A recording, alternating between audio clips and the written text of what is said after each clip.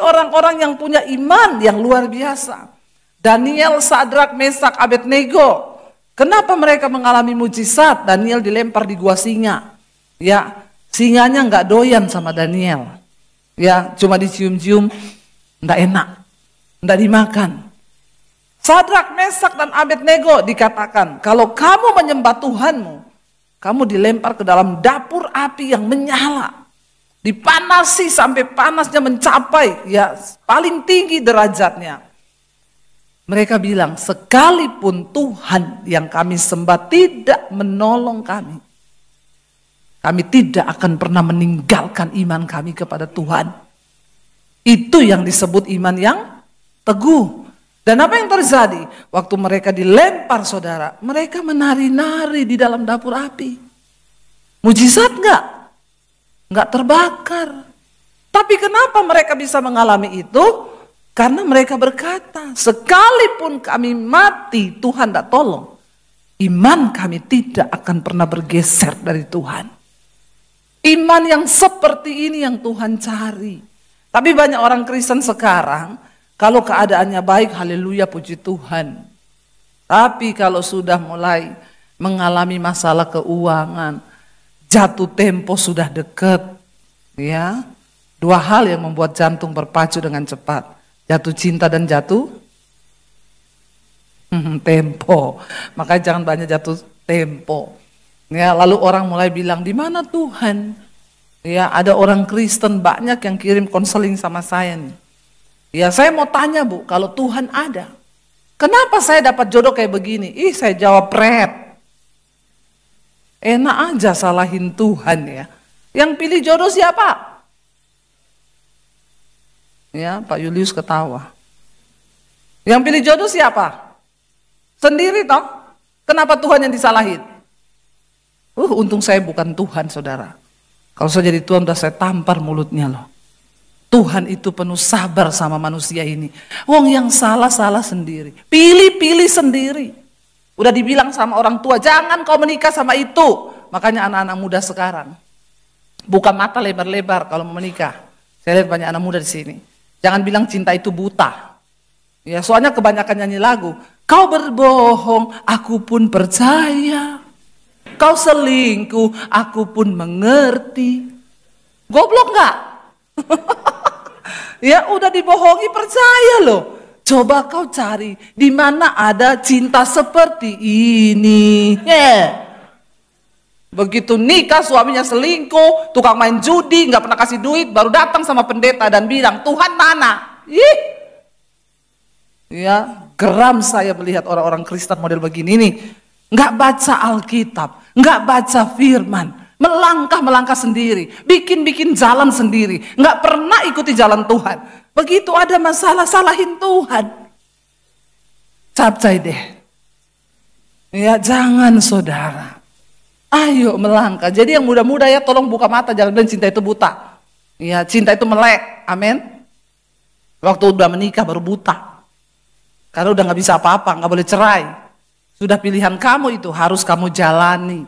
Jangan bilang kau berbohong, aku pun percaya. Ya, ada anak muda datang sama saya gini, Bu, pacar saya itu loh, waktu lulus kuliah pulang dibopong sama temennya mabok. Dia tanya, kenapa kamu mabok? Aku mengucap syukur, soalnya udah lulus. Doaku dijawab Tuhan.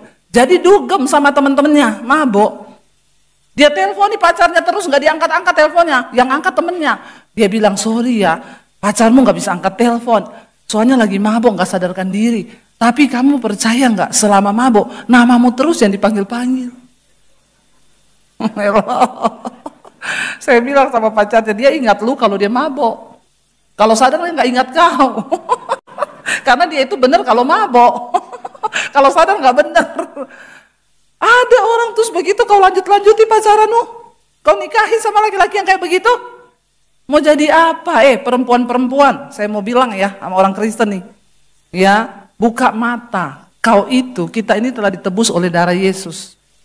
Jangan sembarangan pacaran. Amin. Ya, berdoa, minta yang terbaik dari Tuhan. Ya, saya dulu waktu pertama terima Yesus, saya bilang, Tuhan saya nggak mau menikah. Saya tamu sama Tuhan sudah cukup. Tapi satu kali saya dengar suara Tuhan, kamu terlalu cantik untuk tidak menikah. Masalah buat lo. Kenapa tertawa ya? Ini bener loh. Ya. Akhirnya saya berdoa, Tuhan, saya mau cari jodoh, nggak cari pacar, jodoh. Saya berdoa puasa buat jodoh saya. Ya, banyak yang datang sih menawarkan diri. Tapi saya harus mencari yang sesuai dengan kriteria firman Tuhan. Ya, jangan ikut kriteria temenmu, ikut kriteria makmu. Kadang juga makmu itu kalau naik mobil Mercy dia bilang itu sudah jodoh dari Tuhan itu. Karena berkepribadian, rumah pribadi, mobil pribadi. Ya, deposit pribadi. Bukan harta yang membuat hidup kita bahagia. Amin. Saya berdoa, saya baca Alkitab. Jangan menjadi pasangan yang tidak seimbang. Yang pertama, kita harus cari pasangan yang seimbang. Ya, kalau saya melayani Tuhan, ya saya harus cari pacar, suami yang melayani Tuhan. Mau sekaya apapun dia, kalau dia nggak melayani Tuhan, berarti itu nggak seimbang buat saya. Saya sudah bertobat, saya harus cari pacar juga yang sudah bertobat. Ya, yang merokok enggak, jauh-jauh ke laut aja lu. Ya, dengar ya wanita-wanita, jangan mau sama laki-laki yang merokok. Ya, bukan apa-apa, uang belanjamu nanti berkurang. Ya, saya kemarin ketemu satpam, merokok batuk-batuk. Pak, Bapak tuh merokok ya? Saya lihat sih Bapak tampaknya sakit paru-paru sih Pak. Kenapa Bu? Bapak merokok? Iya Bu. Ya, berapa Pak satu hari merokok? 2 pak Bu. Nah, 2 pak Pak. 1 paknya berapa? 1 dusnya 15.000. 2 pak berarti 30.000. Maaf Bapak gajinya berapa ya? 1,5 juta. 30.000 sehari, 900.000 sebulan Pak. Kau beli rokok 900.000, sisanya itu kau buat hidup. Begini nggak saudara? Nah terus ada perempuan yang mau nikah sama dia, perempuan ini orang goblok, yang nikah lebih goblok lagi. Maaf ya, saya bicara keras ya. Maaf loh Pak, maaf ya Pak Julius ya. Bapak salah ngundang pendeta hari ini. Karena saya tahu orang di sini yang diundang pendetanya pasti yang halus-halus bicaranya ya. Shalom saudara, enggak boleh tersinggung jemaat. Kalau saya beda Pak, dia mau tersinggung terserah dia Pak. Enggak tersinggung kebangetan. Saudara, saya bilang, ini orang akal logikanya jalan nggak? Gaji 1,5 juta, buat beli rokok 900.000. Terus dia mau hidup berapa buat hidup? Saya bilang, Pak maaf ya, buka matamu Pak, Tuhan tuh ciptakan kau dengan akal budi, ada otak buat mikir. Tapi kalau Bapak hidup begitu, otakmu nggak dipakai Pak. Loh iya nggak? Saudara, nah ini Bapak kan bodoh, bukan bodoh lagi Bapak. Ya, di atasnya bodoh apa? Blok. Nggak usah saya sebut, nanti berdosa. Ya. Dan yang lebih bodoh lagi, istrinya ini yang menikah sama dia. Uang 600.000 dari gajinya buat apa hidup? Makanya ya, tolong ya wanita-wanita Kristen. Ya, saya waktu itu berdoa, saya bilang sama Tuhan, saya minta jodoh yang sesuai kriteria firman Tuhan. Kenapa? Karena saya ini sudah ditebus oleh darah yang mahal. Wanita super hanya untuk pria super. Amin. Ya, jangan turunin standarmu. Kenapa banyak orang hidupnya nggak bahagia? Karena dia nggak mengikuti standar firman Tuhan. Ya, Tuhan itu memberikan kita firman supaya hidup kita itu selaras dengan jalan dan kehendak Tuhan. Tapi banyak orang Kristen tuh suka bikin jalan sendiri. Karena memang manusia sama Tuhan tuh beda tipis. Tuhan maha tahu, manusia sok. Bilang kanan kirimu, jangan sok tahu. Ya, berserah sama Tuhan. Saudara, ya firman Tuhan tuh berkata, ya kita ini punya iman. Semua saudara mengaku punya iman. Tapi iman yang bagaimana yang saudara punya? Hanya iman yang sungguh-sungguh bersepakat dengan firman Tuhan. Itulah iman yang diperhitungkan oleh sorga. Ya, karena tidak semua orang itu diperhitungkan imannya. Coba kita lihat Ibrani pasal yang ke-11. Ya, tidak semua saudara orang, karena ternyata banyak orang aku percaya tapi tidak punya iman. Ibrani 11 ayat yang ke-6 saudara. Kita baca ya dengan suara keras 1, 2, 3. Tetapi tanpa iman tidak mungkin orang berkenan kepada Allah. Sebab barang siapa berpaling kepada Allah, ia harus percaya bahwa Allah ada dan bahwa Allah memberi upah kepada orang yang sungguh-sungguh mencari Dia. Kenapa kita berdoa membutuhkan iman yang teguh? Ya, karena iman adalah unsur yang terpenting bagi kehidupan orang percaya, supaya kita bisa mengalami mujizat, kita mengalami kuasa Tuhan, dan kita bisa berjalan seiring dengan jalan Tuhan. Itu kan yang terpenting kan? Ya, iman. Saya mau tanya saudara, buat kita semua, iman itu kira-kira dari kita atau dari Tuhan? Ya, kalau dikatakan di sini tanpa iman tidak mungkin orang berkenan kepada Allah. Berarti iman itu dari kita. Banyak orang yang duduk di kursi gereja setiap hari Minggu. Ya, tapi tidak semua orang punya iman yang berkenan kepada Tuhan. Dikatakan di situ tanpa iman kita tidak mungkin berkenan kepada Allah. Sebab barang siapa percaya kepada Allah, sudah berpaling kepada Tuhan, maka kita harus benar-benar percaya. Yang pertama, ya, bahwa Tuhan itu ada. Amin. Tapi banyak orang Kristen itu di mulut dia bilang Tuhan itu ada. Waktu dia menghadapi masalah, ya, bingung, ketakutan, ya. Bahkan banyak yang bertanya sama saya, Bu, Tuhan ada apa enggak? Saya enggak balas saudara orang yang WA begitu itu.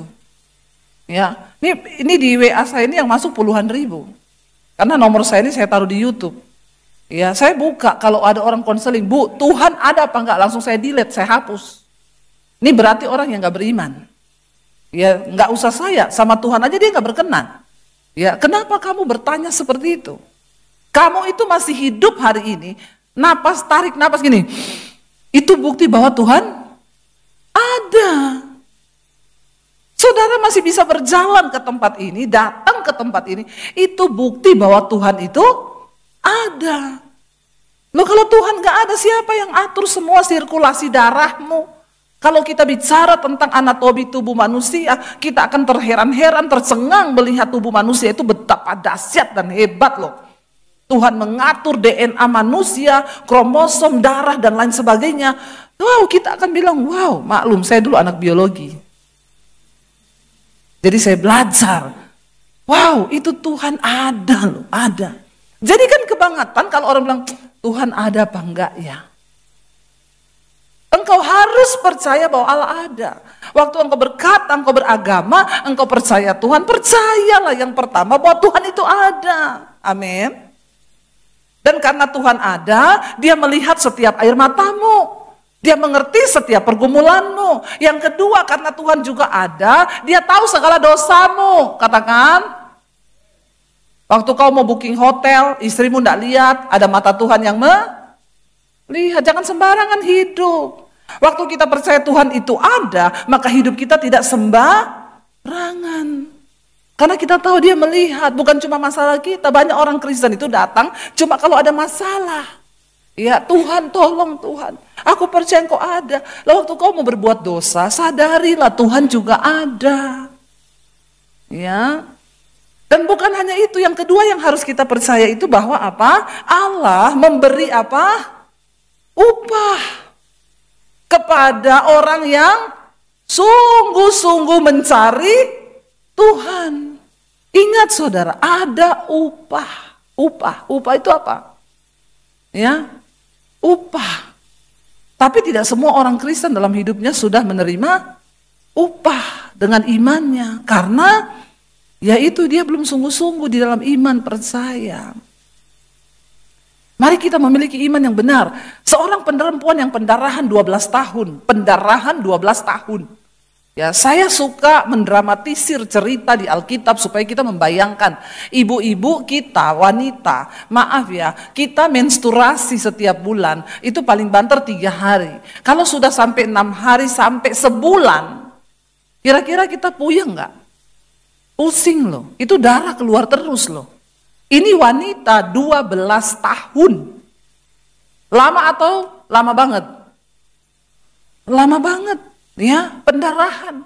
Bukan tidak berusaha. Alkitab mencatat dia sudah berobat dari satu tabib ke tabib yang lainnya.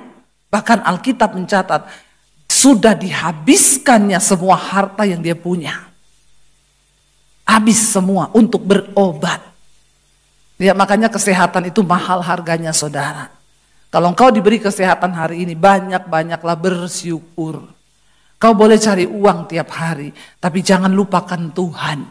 Sebab yang memberikan kita itu kesehatan adalah Tuhan. Banyak orang cari uang demi untuk ya bekerja siang malam, banting tulang, tulang dibanting-banting. Bayangkan siang jadi malam, malam jadi siang. Kayaknya lu salah benua.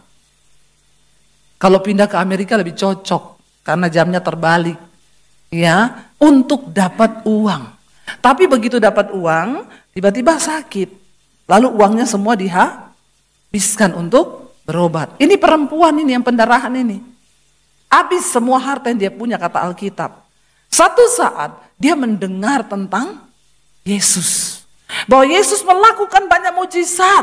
Yesus melakukan banyak kuasa yang dahsyat. Membangkitkan orang mati, menyembuhkan orang sakit, orang lumpuh berjalan. Waktu dia dengar, Alkitab berkata, iman timbul dari pendengaran. Pendengaran akan drama Korea. Ya, jangan tiap hari nonton drama Korea, ya. Dengar khotbah setiap hari di YouTube banyak. Amin. Ya, setiap hari saudara harus mendengar firman. Siapa yang tiap hari di sini telinganya dengar firman? Entah itu dari YouTube, entah baca di Alkitab, entah dengar orang, siapa? Angkat tangan. Cuma sedikit loh. Saudara berani hidup tanpa Alkitab? Saudara berani hidup tanpa firman Tuhan? Ngeri loh, ngeri. Bagaimana imanmu mau tumbuh? Ya, mendengar firman aja jarang. Saudara, nggak cukup engkau hanya ke gereja seminggu sekali. Kalau seminggu sekali kau tidak pernah bolos 2 jam ke gereja, maka dalam 1 tahun 365 hari engkau memberikan waktumu bagi Tuhan itu 4 hari. Kalau tiap minggu tidak pernah bolos. Lalu hari sisanya 361 harinya buat apa? Saya mau tanya, imannya tumbuh nggak? Dengarnya firman cuma khotbah hari Minggu. Lah 365 hari kau lewati. Cuma 4 hari yang diberi bagi Tuhan kalau kau ke gereja setiap hari Minggu. Astaga, makanya banyak orang Kristen imannya sekarat. Tapi Kristen, KTP-nya Kristen. Dan tiap minggu dia ke gereja. Dan dia pikir itu sudah cukup. Maaf saudara, hari-hari ini setan lebih pintar dari kita ya. Makanya saudara harus punya firman yang kuat, amin. Bersyukur di gereja ini ada gerakan doa dan firman. Ikut saudara, ikut, ayo. Tidak ada orang lain yang bisa mengusahakan imanmu selain engkau sendiri dengan Tuhan. Karena pada satu saat nanti kita semua akan berdiri di hadapan tahta pengadilan Kristus untuk memberikan pertanggungan jawab atas iman kita kepada Tuhan, amin. Dan itu saudara nggak bisa ikut-ikutan. Ada upah loh. Lalu perempuan itu yang cuma dengar tentang Yesus, imannya timbul. Di tengah sakitnya yang sudah 12 tahun, saya bayangkan ini perempuan pasti sudah kurus, pucat, matanya kuning karena tidak ada darah lagi. Ya, dia mungkin juga vertigo. Orang kalau darahnya kurang saudara, aduh itu enggak enak. Saya ini kebetulan darah rendah, gula rendah. Jadi kalau drop itu bisa vertigo saudara. Aduh mau mati rasanya itu, puter semua, pusing. Ini dia pendarahan 12 tahun. Di tengah kelemahan tubuh yang begitu dahsyat, ada iman yang hidup. Dia melangkah, dia bilang, di hatinya toh, asal ku jamah jubahnya, aku sembuh. Itu iman. Asal ku jamah jubahnya. Lalu Yesus lewat di kotanya, orang berbondong-bondong dulu saudara. Kalau Yesus lihat itu ribuan orang pengen melihat seorang tokoh yang begitu viral dan fenomenal. Di tengah kerumunan orang yang ribuan itu, dia dengan segenap kekuatan, cuma dengan sebuah iman dia berkata, asal ku jamah jubahnya, aku sembuh. Tiba-tiba dia tangkap ujung jubah Yesus, dia sentuh dengan tangannya. Dan Alkitab menjawab, seketika itu juga berhentilah pendarahannya. Dan dia merasa badannya sehat. Dia merasa seketika pusingnya hilang. Dia merasa seketika lemahnya hilang. Tiba-tiba Yesus berpaling dan bertanya kepada murid-muridnya, siapa yang menjamah aku? Murid-muridnya berkata, hello, list deh. Ini yang ikut engkau, ribuan orang. Berbondong-bondong Tuhan. Bukan cuma jamah, mereka ini udah dorong kamu, udah berumpek-umpekan di sampingmu. Terus engkau tanya siapa yang jamah engkau? Kira-kira Yesus tahu nggak siapa yang menjamah dia? Tahu. Tapi Yesus berkata kepada murid-muridnya, dia bilang gini, semua orang menjamah aku. Tapi ada satu jamahan yang berbeda. Dan jamahan itu berhasil menarik kuasa keluar dari tubuhku. Maaf saudara, ini gambaran. Hari-hari ini banyak orang Kristen yang katanya ikut Tuhan. Berbondong-bondong kalau ke gereja, puluhan ribu bahkan. Tapi maaf, yang bisa menarik kuasa Tuhan, tidak semua orang. Tidak semua orang. Bahkan murid-murid bingung. Hello, ini banyak orang. Tuhan bilang, enggak. Ada satu jamahan yang berhasil menarik kuasaku keluar dari tubuhku. Lalu perempuan itu dengan ketakutan tahu bahwa dialah yang melakukan hal itu. Dan dia berkata, aku Tuhan. Aku pendarahan 12 tahun. Sudah berobat kemana-mana tidak sembuh. Hanya dengan iman aku bilang, asal aku jamah jubahnya, aku sembuh. Dan hari ini aku menjamah jubahmu dengan iman. Yesus berkata kepada perempuan itu, dia nggak ngomong gini, kuasaku telah menyembuhkan engkau. Enggak. Yesus bilang apa? Imanmu. Imanmu yang telah menyembuhkan engkau. Amin saudara. Perhatikan ini baik-baik. Ini adalah sebuah rahasia yang begitu wow. Ternyata iman kita bisa menarik kuasa sorga. Imanmu bisa menarik loh kuasa Tuhan. Lo perempuan ini enggak ngomong sama Yesus dulu konseling. Begini loh Tuhan masalah saya. Tuhan kenapa sekarang saya itu mengajari kepada jemaat yang sudah mengikuti channel YouTube saya. Saya enggak terima titipan doa. Enggak, kamu datang sendiri sama Tuhan. Tidak ada pendeta hebat, yang ada Tuhan yang hebat dengan imanmu yang hebat. Amin. Kamu datang pribadi sama Tuhan, sebab Tuhan menunggu engkau. Engkau sendiri yang harus touch dengan Tuhan. Tidak ada pendeta bisa wakili. Ya, Yesus bilang sama dia nggak konseling dulu Tuhan Yesus begini loh Tuhan. Aku tuh kan pendarahan ya. Udah 12 tahun aku nih pendarahan Tuhan. Ya jadi waktu aku dengar tentang engkau menyembuhkan gini-gini. Jadi aku datang ke sini Tuhan. Jadi tolong Tuhan tumpang tangan dulu Tuhan. Tumpang tangan. Ya enggak loh. Dia nggak ditumpang tangan Tuhan Yesus. Ya. Hati-hati hari-hari ini banyak pengajaran yang menyesatkan. Ya bahkan ada pendeta yang berkata. Yesus kan berkata. Asal ku jamah jubahnya aku sembuh. Lalu pendeta itu suruh orang-orang jemaatnya jamah jubahnya. Wah ini menyesatkan sekali saudara. Ya jadi semua jemaatnya pegang jubahnya saudara. Sambil bercucuran air mata. Ngeri. Suruh orang datang sama Tuhan. Waktu engkau ketemu Tuhan dengan iman yang benar. Maka engkau mengalami mujizat saudara. Amin saudara. Saya ini bukan hanya orang yang bisa berteori tentang Tuhan. Karena saya mengalami Tuhan secara pribadi. Saudara yang sudah tahu kesaksian saya berapa banyak? Belum tahu semua? Kemana aja ya? Saudara, ya saya bertobat tahun 95. Nama saya Debbie Basir, kenalan dulu ya. Saya menerima Tuhan Yesus dari keluarga yang papi saya haji, kakek saya ustadz. Dan ketika saya waktu itu mau bunuh diri, tapi saya itu bertanya, Tuhan yang mana? Yang benar. Kenapa engkau ciptakan saya ke dunia? Hanya untuk saya lahir berdosa dan saya mau bunuh diri untuk masuk neraka. Tapi ketika saya berkata, Tuhan, sebelum saya mati, saya pengen ketemu Tuhan. Dan itu diperhitungkan Tuhan sebagai iman. Lalu Tuhan menyatakan, saya singkat aja, Tuhan menyatakan dirinya kepada saya.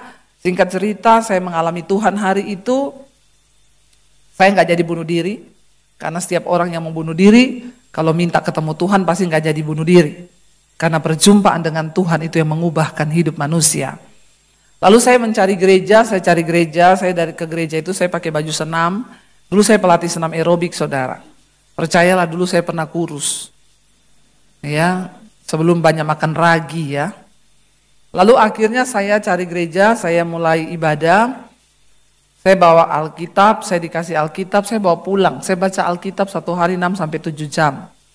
Secara sembunyi-sembunyi saya baca di kamar mandi, ya di kamar saya tutup pintu karena papi saya sangat keras dari kecil. Saya sudah diwanti-wanti jangan berteman sama orang Kristen. Kalau satu saat kamu jadi Kristen karena menikah sama laki-laki Kristen, papi bunuh kamu daripada kamu bikin malu keluarga. Akhirnya saya takut. Papi saya punya pedang panjang 1,5 meter di bawah kolong tempat tidur. Dia punya pistol di lemari. Jadi saya takut, saudara. Lalu saya mulai bertumbuh iman sembunyi-sembunyi.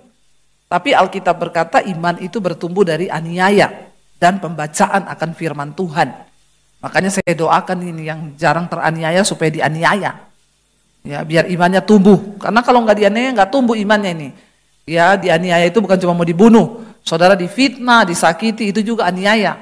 Ingat, Tuhan itu dekat dengan orang yang teraniaya. Doa orang yang teraniaya didengar Tuhan. Makanya sering-seringlah biar doanya didengar ya. Bapak-bapak, jangan kau sering aniaya istrimu. Hati-hati, kalau dia teraniaya, dia berdoa, Tuhan dengar doanya. Ya, hati-hati, dia cuma bilang, Tuhan, ajar suamiku Tuhan. Habis kau dihajar Tuhan. Jadi jangan ya, semua kita hidup dalam pertobatan. Ya, melakukan firman Tuhan. Saya baca Alkitab, saya dirubahkan Tuhan, saudara, hidup saya berubah, cara pandang saya berubah, akhirnya saya menyerahkan hidup sama Tuhan. Tahun 96 ketahuan saya jadi Kristen, tahun 95 saya terima Yesus, tahun 96 ketahuan saya mau dibunuh sama papi saya. Di situ saya berserah dengan iman. Saya cuma bilang, Tuhan, sekalipun engkau tidak tolong, kalau aku harus dibunuh oleh keluargaku, aku tetap percaya kepada engkau. Karena aku sudah mengalami Tuhan. Puji Tuhan, memang saya mengalami banyak hal teraniaya, terutama secara batin. Tapi puji Tuhan, tahun 96, akhirnya akhir bulan Desember saya diusir dari rumah.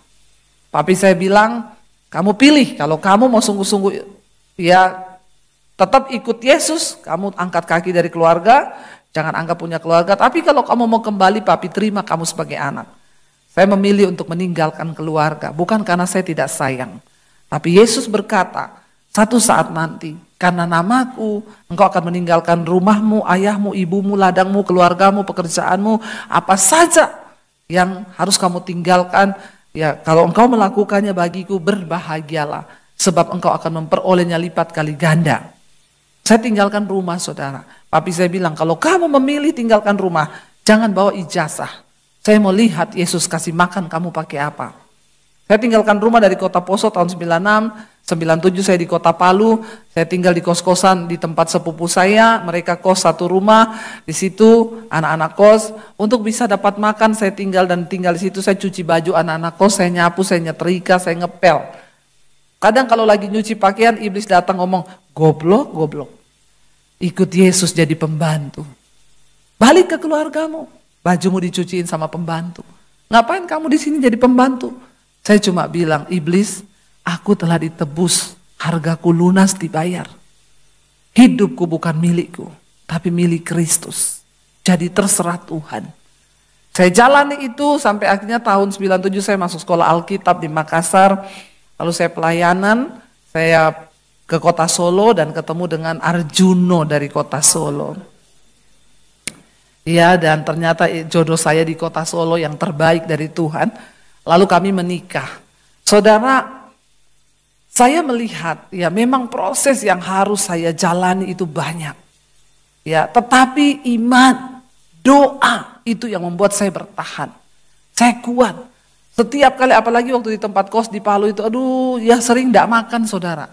Karena yang memang namanya anak kos toh, dia aja kalau ada kiriman baru makan. Tidak ada kiriman tidak makan. Jadi saya itu sering puasa. Ya, puasa ya teraniaya juga toh itu. Lapar tuh teraniaya, saudara. Saya doa puasa Tuhan, ya hidup saya ini mau dibawa kemana Tuhan. Tapi aku hanya tetap percaya kepadamu, walaupun saya tidak ngerti rencanamu Tuhan. Ya, tapi saya dapat janji Tuhan, Tuhan bicara, satu saat aku akan membawa engkau, bangsa-bangsa menantikan pengajaranmu, pulau-pulau akan menantikan pengajaranmu. Ya, saya cuma amin, amin. Wah, saya lihat, dapat penglihatan saya berdiri di mimbar, di bawah ribuan, ratusan ribu orang. Tuhan bilang, lihat mereka menantikan pengajaran yang keluar dari mulutmu. Saya nangis dengan sukacita, amin, yes. Begitu buka mata, pakaian kotor. Jangan tertawa, ini sedih. Pakaian kotor, saudara. Saya bilang, Tuhan, ya udah saya tutup mata lagi aja, berdoa lagi deh, biar dapat penglihatan lagi daripada melihat kenyataan. Ya, karena memang sering kali itu hidup tidak seindah. Ya, ekspektasi itu tidak seindah hayalan-hayalan kita, ya tidak seindah kenyataan yang kita lihat, saudara. Akhirnya, ya saya tetap percaya ikut Tuhan.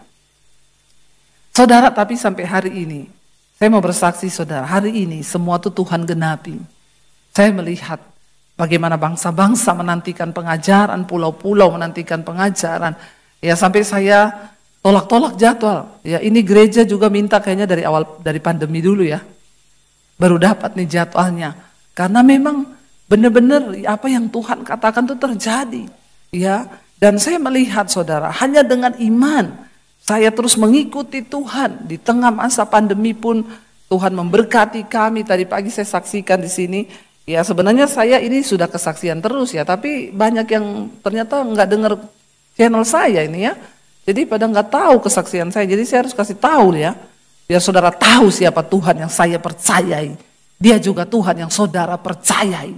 Yang sanggup melakukan segala perkara. Saya tadi pagi cerita, di tengah masa pandemi, waktu pandemi datang. Kami tidak tahu harus berbuat apa. Ya, karena uang di rekening kami itu 10 juta nggak ada saudara. Sementara kita nggak tahu sampai kapan pandemi ini terjadi. Saya dan suami baru tersadar ketika pandemi itu datang. Kita ini ternyata nggak ada gaji bulanan loh.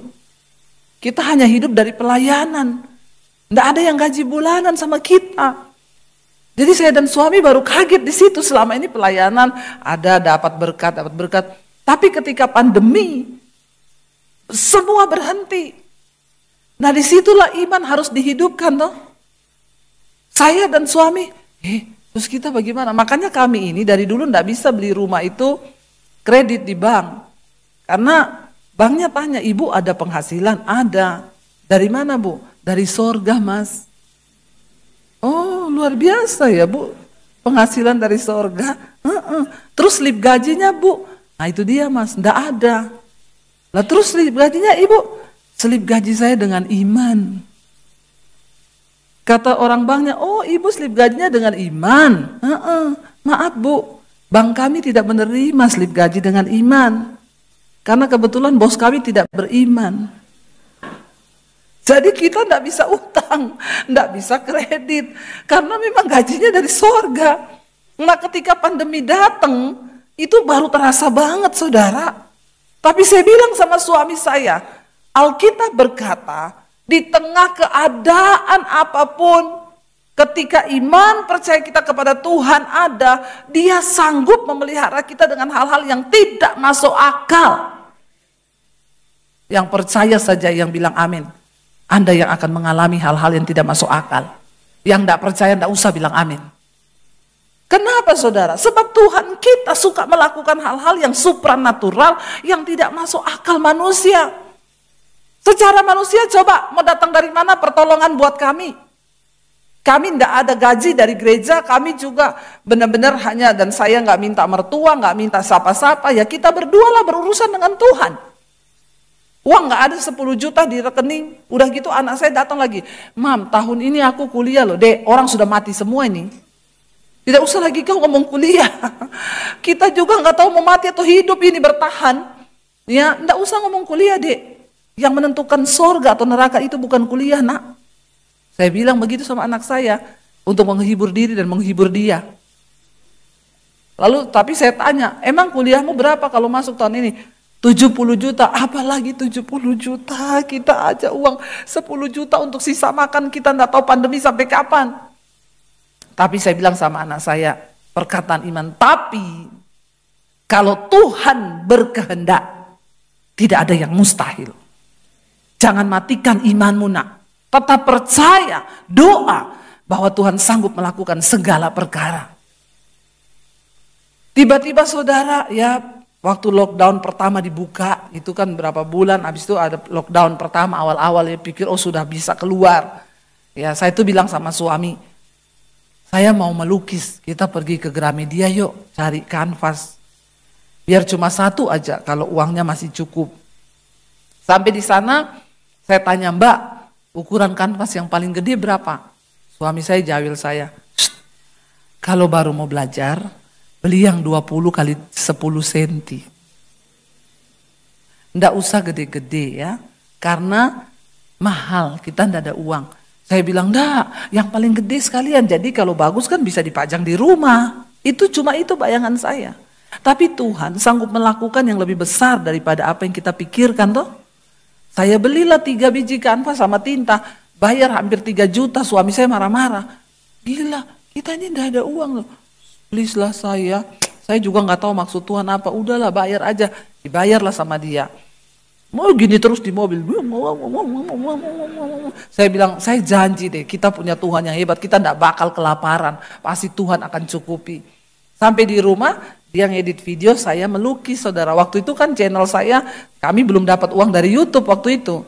Ya saya melukis 2 jam, keluar dia habis ngedit, dia keluar di studio dia bilang. Di kamar dia bilang, ini lukisannya siapa ya? Saya bilang, ada siapa di sini? Nggak mungkin loh, nggak mungkin. Lah emang ada siapa di sini? Nggak mungkin, apa-apa nggak mungkin. Ya wes lah, memang laki-laki sama perempuan tuh beda. Laki-laki itu semua diukur pakai nalar dan logika. Makanya banyak yang terkena stroke itu laki-laki daripada perempuan. Loh ini survei membuktikan, bukan saya ngomong, survei. Karena ukuran otak laki-laki itu lebih kecil daripada ukuran otak perempuan. Tapi memorinya full. Nah itu, karena semua dipikir sendiri. Tidak berserah sama Tuhan. Saudara saya punya handphone iPhone itu 1 tera. Itu full saudara. Karena saya ini kemana-mana kan syuting, memori suara penuh, foto apalagi. Jadi kalau sudah full ada pemberitahuan kan, memori full, hapus yang tidak penting. Saya pernah abaikan itu, tiba-tiba mati handphone saya. Bayangkan bapak-bapak, memorinya full, tapi kan gak ada yang ingetin, otakmu full, hapus yang tidak penting. Ya, kan gak ada yang ingetin begitu toh, tiba-tiba mati kena stroke saudara. Maka saya mau ingatkan bapak-bapak, jangan kau memikirkan yang melampaui batas yang kau bisa pikirkan. Sebab Tuhan sanggup bekerja melampaui batas pikiranmu. Belajar berserah kepada Tuhan. Amin. Amin. Ya waktu inimu sudah penuh, duduk di kaki Tuhan, tidak usah gengsi. Kesombonganmu itu akan menghalangi kuasa Tuhan terjadi. Berserah Tuhan, aku tidak mau mikir semua Tuhan. Tak serahkan semua hidupku kepada Tuhan. Saya serahkan bisnisku, saya serahkan Tuhan semuanya. Aku percaya kepada Tuhan. Lah buat apa kau ikut Tuhan? Kalau kau tidak belajar menyerahkan seluruh hidupmu kepada Tuhan. Ya. Jadi suami saya keluar, dia bilang, tidak mungkin lo gambarmu, ya wis lah, tidak mungkin, ya wis terserah lah. Di sini ya tidak ada orang sapa-sapa, cuma ada saya loh. Akhirnya saya daripada meyakinkan dia untuk percaya, saya foto aja lukisan saya upload di Instagram. Puji Tuhan lukisan pertama saya jadi. Tiba-tiba ada yang inbox, Bu dijual enggak? Kalau saya beli boleh enggak? Saya bilang, aduh Bu saya malu, saya bukan pelukis. Tapi kalau ibu jual saya beli boleh enggak? Boleh aja, berapa ya? Saya enggak tahu juga harganya, terserah ibu aja. Oke Bu, minta nomor rekening boleh? Saya kasih. Malam itu juga saya dikirim bukti transfer 10 juta. Kok enggak wow ya? Wow enggak? Wow. Ya. Ditransfer saya kasih lihat sama suami saya. Saya langsung lari. Saya sini lihat lukisanku laku. Oh iya. Saya kasih lihat, ini loh. Dia bilang, ih Tenan itu 10 juta. Langsung dia bilang, besok tak antar beli kanvas lagi. Ya itulah bapak-bapak. Saya melukis, saudara tahu Tuhan pelihara kami di tengah masa pandemi. 50 biji lukisan yang keluar. Yang paling murah 5 juta satu tok. Yang lain 10 juta, 25 juta, 30 juta, 40 juta, 50 juta, 70 juta, 75 juta yang tertinggi. Saya mau tanya, siapa saya? Makanya kemarin Pak Rubin waktu mau bikin lelang buat pembangunan, Bu, ada lukisan nggak yang tersisa? Kebetulan saya udah nggak melukis lagi sekarang, Pak. Ya, yang beli saudara dari Amerika, dari Belanda. Apa yang tidak masuk akal? Coba kalau saya pikir dengan kekuatan saya dan saya tidak